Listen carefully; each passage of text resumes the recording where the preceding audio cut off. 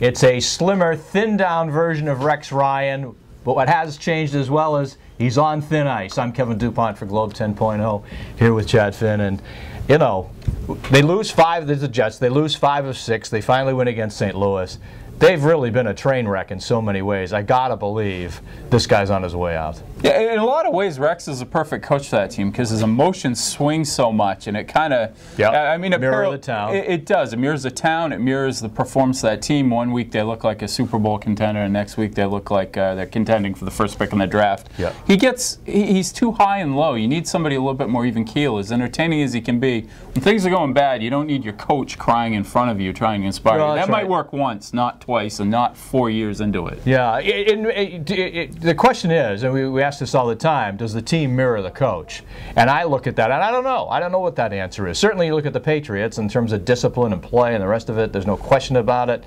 This team, it's such an unmade bed, and maybe that's what the guy is.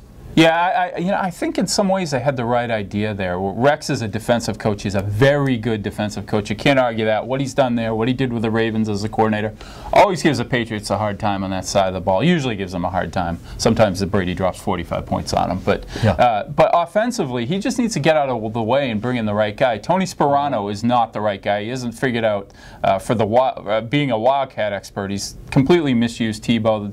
Sanchez has regressed. I know they've had injuries, but what they need is a guy to run the offense, let Rex do his thing, and be the head coach on the defense. That's probably the best direction for them, but they'll probably blow it all up. The question within that, of course, is do they have the offensive parts? And I agree with you. Not right now. You know, I don't think this guy has ever proven that he can be the offensive guy he has to be or they have to be.